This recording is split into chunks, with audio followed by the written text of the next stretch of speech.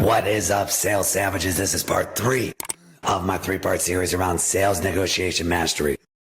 Where part 1, I walk through the data around negotiation, how to set yourself up for success in the negotiation lifecycle.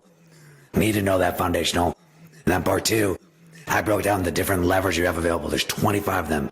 So you want to go check that out if you haven't seen it yet. Part 3, this is where I'm going to break down the 10 commandments of negotiation and even give you an email template that you can use to get sign off. So let's dig right into it. Now, the whole goal of this is to maximize your money. That's what this is about, helping to make as much money as possible. So if you're not thinking about maximizing your money, let's not do that. All right, number 1, don't negotiate against yourself. And I'm going to break these down in detail. Number 2, educate your buyers. Number 3, no unilateral concessions. Number 4, always ask what matters. Number 5, always deliver a win for them. Number 6, use all of your levers. Number 7, make discounts hard. Number 8, always leave meat on the bone. 9, never commit to something you can't commit to. And 10, get commitment in writing before sending the final quote. So let's break those down one by one. Number 1, don't negotiate against yourself. Is it even the right time to negotiate? If you're negotiating within 15 minutes of meeting with them, it's too early. Have they signed off on the solution and the value? Where are you at in the evaluation process? Don't do this prematurely, because all it's going to do is lower the amount of negotiation you could do in the future. Number 2, the price is the price. Don't assume that you got to evaluate. Don't assume you have to negotiate. Your price is at that level for a reason. Know the value that it brings and internalize that, and that should come through with how you communicate. And then make sure you're not assuming that they need to negotiate in the first place. This can come through in your communication style, your tonality. Going back to point number 2, and very important here, don't assume that they're going to want to negotiate in the first place. It's going to make your life a lot easier. Number 4, make sure that you're negotiating with the right person. You don't want to negotiate with power, or you don't want to negotiate with gatekeepers. But if you must, give as little as humanly possible in exchange for getting you to the next level of the evaluation. And then number 5, make sure you're not lowering your status. And what I mean by that is, don't say, well, let me ask. When you're leading with, let me ask if that's possible, let me ask what we can do, and that's how you're leading it, you're lowering your status. You have to have a point of view on how to have the conversations around negotiations by communicating the levers, understanding what the process looks like from them, walking them through the process on your side. But any lack of confidence on your process lowers your status, so make sure you're not doing that. So that's number 1. Number 2, educate your buyers. What are the levers that move the needle for you and your money? So, important to call out, don't call them discounts, call them incentives. Here's what incentivizes our organization to get creative on an agreement structure that is a win-win. So if you haven't walked through the levers lesson yet, go through that. But here's some of the most common ones that you'll run into. Volume of product. The more licenses, product, consumption, whatever it is that you commit to, the more the incentive the business has to discuss the investment. That's something you could say. Length of agreement. One of the things that we really value in our business is predictability. So by having a customer commit to a multiple year agreement, that's going to help with predictability of the business for our shareholders and our board, which can give us additional incentive to lower our price. And then timing of execution. Hey, as a public-private company, we have shareholders that we're responsible to, and we need to deliver value for them quarter after quarter. And those shareholders and our executive team, candidly, they value $1 today more than $1 tomorrow. So this could be a great way and a great lever for you can use to help you accelerate the timelines and prevent your deals from stalling. But you have to educate them in order to do that. This prevents you from getting to the 11th hour and saying, hey, let's get this done or your discount expires. You don't want to have that conversation. Educate them on the business levers that you have. And then building on that, going into number 3, no unilateral concessions. They're going to ask for things. That's okay. You're going to have asks. That's expected. Understand that this is a two-way engagement. We're on the same team here. We're not fighting each other. But make sure when they're asking you for things, you're also getting things in return. Examples of things that they want for, extra demos. They want to extend the length of their trial or their proof of value, customer references, of course, discounts, less commitment, to your platform or solution in any way, shape, or form. Are very common things that you're going to run into. But don't just give it to them without getting things in return. If it's early in the cycle, an ask that you're going to have is you're going to want to talk to power, right? If you're going to want extra demos from us, hey, I need to broker a conversation with your executive team just to make sure we're in alignment on the project. Multiple year agreements. Right? If they're going to want a discount on price, we're going to want to lengthen your agreement. Future dated orders, getting them to commit to more purchases up front. Right? This could be a lever that you could pull if they're trying to get a last minute discount at the 11th hour. Getting commitment in writing from the decision maker. Very important. I'm going to talk about that more in the future and how to do that with my template. But really important, got to get it in writing for that. So that can and should be an ask when they have specifics around discounts that they're looking for. And then an out-of-the-box one that most reps don't ask for, their commitment to refer you to somebody within 30 days. Hey, what better way to build your pipeline than to get introduced to people that look just like someone you sold? All right, so getting their commitment to give you a referral or maybe even a testimonial, that could be something that you can leverage to help with the negotiation. But the mindset I want you to have is when they ask you for something, you're not just fetching it. There's something in return that you're getting. No unilateral concessions. Number 4, understand what matters most to them. What are all the things that you care about or they care about? Go back to the levers lesson. Dig into all those things. There's a bunch of them. Some that are common that I'm going to walk through here. But there's a lot that aren't common that you should at least have exposure to just in case they come up in your conversations. So billing terms. Do they want annual billing or do they want quarterly billing instead of annual? Right? Maybe they even want monthly. That's something that can be negotiated. Net 30, net 45. Right? When are they paying? Cost per user. Very common when it comes to pricing. What's the start date of the contract? When does the budget need to get allocated by? When this goes into net 30, net 45. If you're selling deals in Q4, this could very well come into play. Because if you're trying to get a deal done in December and their budgets don't become fresh till January, take that into consideration. Maybe you push the start date of the contract to January 1st, but make sure you can recognize the revenue for your quota in December as long as they execute it in December. These are things that you can negotiate and get creative with. Do they care about annual contract value or total contract value? Asking them point blank, right? How do they think about their agreements and budgets internally? Are they looking to get locked into future discounts? These are things that they may ask for. If I want a 10% discount now, I want to make sure anytime I ever add someone to your platform that they automatically get that discount versus a one-time discount. Very important. Now, once you get all the things that they care about on the table, whether it's these common examples or if they have obscure things that they're looking for, bring them, ask them, hey, what are the deal breakers? What are the most important things?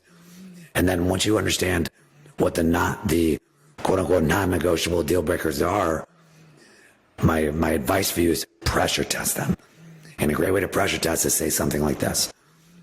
Hey, let's say the deal breaker for them is they need to have quarterly billing instead of annual. Hey, totally respect that. Quarterly billing is a must for you. Just so I'm clear, if I'm unable to get that approved, because we normally do annual, is that a complete deal breaker? And you need to position this question as a black and white, because sometimes they'll position things as must-haves, but when you present it as a black and white, they might say something like, well, it's not a complete deal breaker, but it's definitely something that's like a very, very important thing. Okay, important to know. I'll take that in consideration, right? So pressure test the things that they call out after you prioritize them and understand what the deal breakers are. Number 5, always deliver a win. Position yourself as someone who's on the same side of the table as them. You're not fighting them. You're working with them. I'm here to help you get maximum value out of the investment to help your business grow. That's my role here. So let's work together. Help me understand what you care about. I'll walk you through what moves the needle the most for us, what leverage you have on our side, and let's figure out what the best solution is to move forward. Don't lie to them. This might sound very self-explanatory, but I've seen reps, lie and they'll say, oh, well, we don't do discounts. And then a week later, the discount. All it does is lower your trust and credibility with them. So don't say we don't discount, or don't say, we don't do these types of billing terms. Don't say these things. Don't say we don't open up the contract language if you don't know with 100% certainty, right? Because that's what's going to burn the bridge and lose credibility. Instead, say something like, hey, discounts are really difficult to get, but they're not impossible. In order to do so, here's what would need to happen. So remember what I said a few minutes ago. Don't say, let me ask. Say, here's my point of view. Here's what's required. This is an example of where that comes into play. So don't lie to people. Now, building on this, you want to negotiate in good faith because you're the face of your company. You're the one that they remember. So negotiate in good faith. You be a good human being to them, most importantly. And what I want to call out is buyers are liars sometimes. So you're operating in good faith, but if they don't operate in good faith, meaning they're not following through in their promises, you have my full permission to call them out professionally. Or if you're not comfortable calling them out, you can leverage your sales leader to call them out and say something like this. Hey, when we spoke before, you committed that if we extended your trial, you'd commit to brokering a conversation with your VP.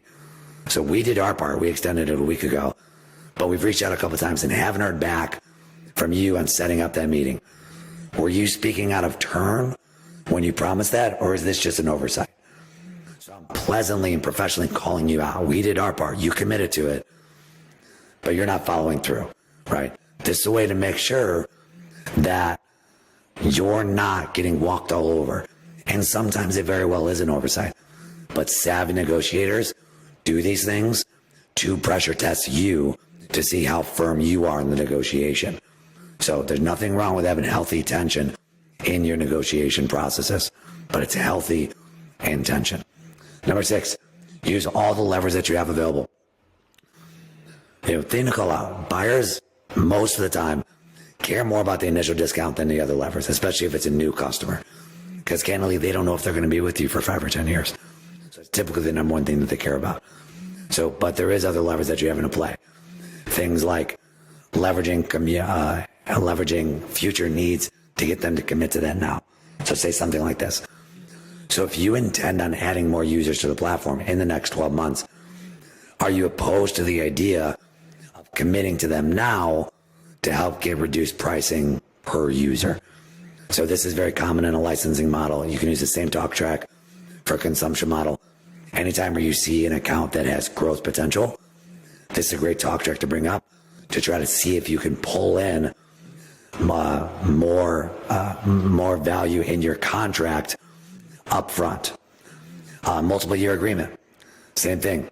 Hey, I'm assuming you're not looking to switch vendors every year, so would you be opposed to exploring a multiple year agreement? Now, if you're at a startup that's not used to selling multi-year agreements, this could be a talk track that you can use. On the other side of the coin, if you're used to, if you're in an established solution and you have experience under your belt, my best advice is you present the multiple year as the standard. And for them to negotiate a 1 year, then you get something in return, right? So these are things for you to think about. Now, another thing to think about, accelerating cross sells. Hey, you mentioned solution B is something it's not number one priority right now, but it's something you want to explore down the line. Would you be opposed to accelerating that timeline and do like a paid trial? So we can get you to, get access to that. And worst case scenario, 6-12 months on the line, if you're not seeing the value of it, we could just swap that spend for solution A if it's not a fit. I have a couple asterisks here because if you're not selling a platform that has a bunch of different SKUs, this isn't as valuable for you. But if you think about it like this, let's say your initial contract with them is $100K a year, and that's your product A. Product B is $25K a year. By saying, look, we can get you to, and they commit to a 3-year agreement, let's get you to test out solution B for 6 months, save money on solution A and B, and then if it's not a fit, you could swap that spend. So what that ends up doing is it gives them the ability to test out a new solution without committing to it for 3 years, gives you the ability to increase your contract value from the jump, and then also gives them an additional lever to use to get a discount on the solution. It's like these are some things that you can think about to use different levers before you're just trying to drop your price, right? Get savvy here. The best reps are extremely creative and use all the levers that they have. Number 7, make discounts hard. And here's what I mean by this. The goal is that everyone feels that they got to win. Important to call out. The word is feel. So I'm going to walk through a couple examples for you. Scenario A, buyer, hey, I need a 10% discount. Rep, okay, sure, no problem, on the spot. Buyer says, great, thank you. But in their mind, like, I feel like I could have got a better deal. That was easier than I thought. Whereas scenario B, buyer, I need a 10% discount. Rep in scenario B is a master negotiator, so they're going to approach the situation very differently. They're going to ask questions and they're going to flesh this out. So the question that they're going to have is, hey, you mentioned before that our solution is going to help you achieve your goals. So if that's the case, I guess what's the request for the discount for if you already believe that we're the right fit and we're going to help you achieve that goal? Put it on them to help justify that, to justify the ask more.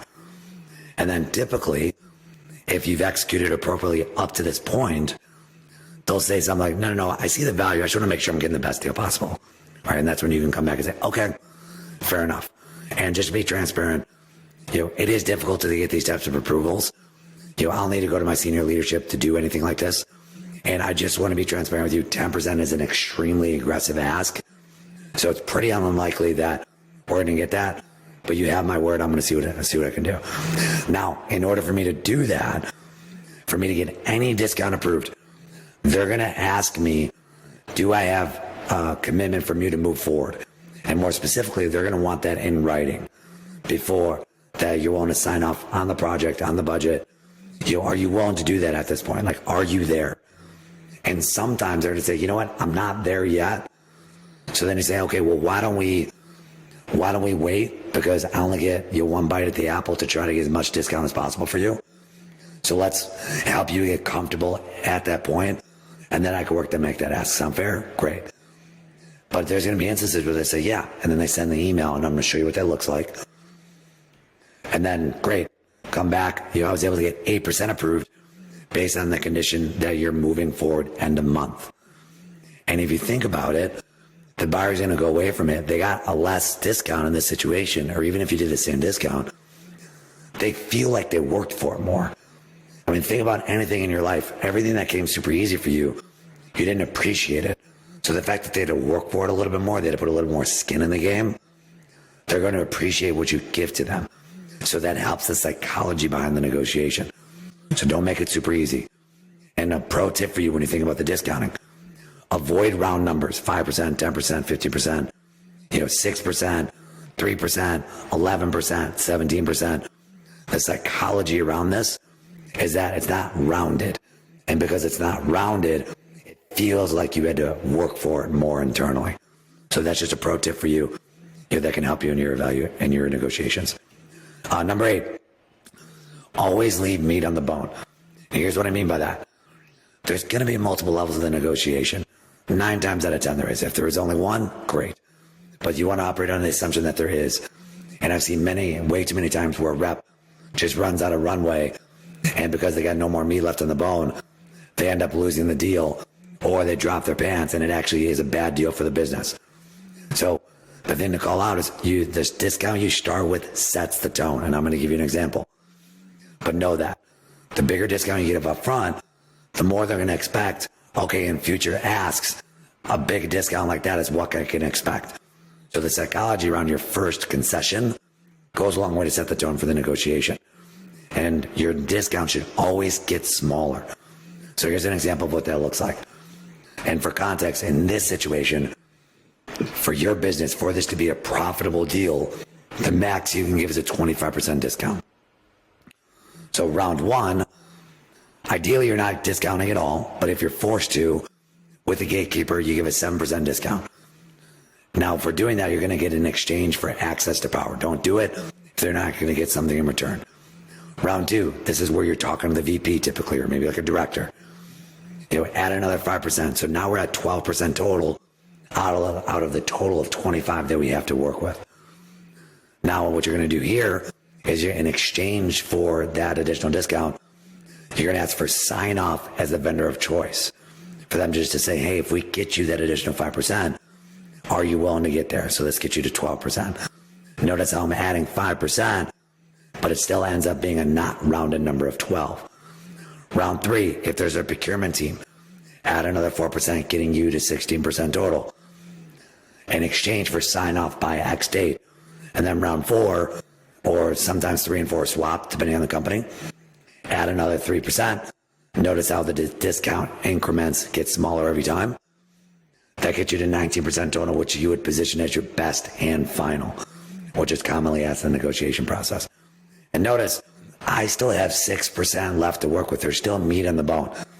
And you might be asking, okay, well, if they ask me for best and final, why don't I position best and final?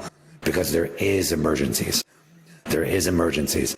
So you're going to present a best and final to the C-suite in exchange for signature by X date. But there's going to be situations that come up where someone comes out of left field, something happens that you didn't prepare for. It just happens. You're human. They're human. This is not a robot black and white process. There's gray and there's nuances, there's emotions to it. So that's where, in case of emergency, that's where you just have your reserve discount. And now think about it like this. You plan for essentially 5 rounds of negotiation, but let's say they only have 3. So if you were to do the same 7, 5, 4, you're running at 16% versus defaulting to 25%. That's a 9% difference. And if you're selling very, very big deals, that's a massive amount of revenue. So always leave meat on the bone. Number 9, never overcommit. You don't want to commit to things that you cannot, that you can't commit to. So you need to understand the thresholds of discounts for your companies. So I'll move through this really quickly. So let's say you're level 0. I have approval as a rep to discount up to 5%. My manager up to 10%. My director VP up to 20%. C-suite sales ops up to 21%. In mature sales organizations, there's levels of discounts. So understand what you have the ability to do based on your organization. If you're at a startup, talk to your leadership, ask them what your runway is. Now, you also want to understand, not only from a pricing standpoint, what are the things you can and can't negotiate? From price, billing terms, legal language, maybe they want access to the CEO. Be careful in negotiating that and promising that, right? But see all the levers in the previous lesson, because there's a bunch of things that, you're not allowed to negotiate. So get clear on those, ask your leadership team about them. And then what you want to do is assume the first question you're going to get when you're seeking approval for these discounts is this question. Do we have it in writing that they'll move forward if we do this? Really important. Because if you assume that's going to be your question, and if by chance you're a sales leader watching this, this should be the question you ask people when they're coming to you for discount requests. It's going to greatly reduce the amount of discounting that you do to help you close as much revenue as possible off your business. But there's a template to do this, and I'm going to show you that in a second. So you're going to get the commitment in writing first. So what do you want to get in writing? Everything. What are the products that they're buying? How many users, agreement terms, payment terms, future orders, if there's any special language, if there's an execution date, right? What are they committing to? Getting that in writing in an email. Remember this, it's not real till it's in writing. Never forget that. So when do you do it? Anytime you're going to request approvals for concessions or discounts, or before sending a final quote, okay? Now, how do you do this? Number 1, educate them on your process and what's required to get approval. I already gave you the talk track around that, but just to build on that. Don't commit to getting everything approved. Go back to commandments 7 and 9. You don't want to hurt yourself here. Don't commit to everything. Let them know you're going to fight for them, but don't assume, because every once in a while you're going to get surprised. Get their verbal agreement on everything. Walk them through the situation, walk them through the products, users, all of those things that you're trying to get done, and make sure they agree to it verbally. And then once you agree to it verbally, walk them through what you're going to email them and tell them exactly what's going to be in that email. Because what you're going to ask them to do is they're going to need to reply to that email. And it could be something as simple as confirmed in order for you to move forward. So what I would let people know is, hey, I'm going to forward this email internally, and this is my ammunition to fight for you, to get you the best deal possible. So I just need you to reply to that email and or clarify anything that I'm missing. And then as soon as that email is sent, I want you to call or text them immediately to confirm that they got it, so you don't lose momentum here. Now, you're probably wondering what this email looks like, and that's what I'm going to get to. This is an example of what it looks like. Subject line, please review and confirm. Appreciate the time today and the opportunity to earn your business. As promised, I'm sending an email to outline what you're looking to purchase, your requests, and when you commit to moving forward to get your sign off before going to my leadership for approval. Really important to call out. So what you're looking to purchase, call out the SKUs, products that they're looking for. What are their requests, concession requests? In this case, it's a 70% discount, and they want quarterly billing instead of annual. Agreement terms, 3-year agreement. They want to start it August 1st. Okay, moving forward. In exchange for the concessions, you'd be willing to commit to executing the agreement by this Friday, July 19th, which is going to allow us time to get your team in place. So come 8/1, you're set up for success. Position has value for them. So you're outlining everything. Now, please review the above and let me know if I miss anything. If this is correct, please reply confirmed, and I'll forward this to my leadership. Thanks in advance, Justin. So something as simple as this can go a long way, because so many times reps get pricing discounts approved, go back to the person, and then the person says, great, thanks, and then they run away, right? They have to have skin in the game. No unilateral concessions. So what I'll leave you with is a quick exercise for you to think about. Number one, what commandment sticks out to you the most? And then number two, how do these commandments and how does that compare to the leverage that you have available? So think about these exercises. Think about the questions. Hope this is helpful. If you have any questions, fire my way. My name is Justin J. Johnson, founder of the Beautiful Savage Sales Academy. Use this, implement it, go burn it down. I'll see you in the next video.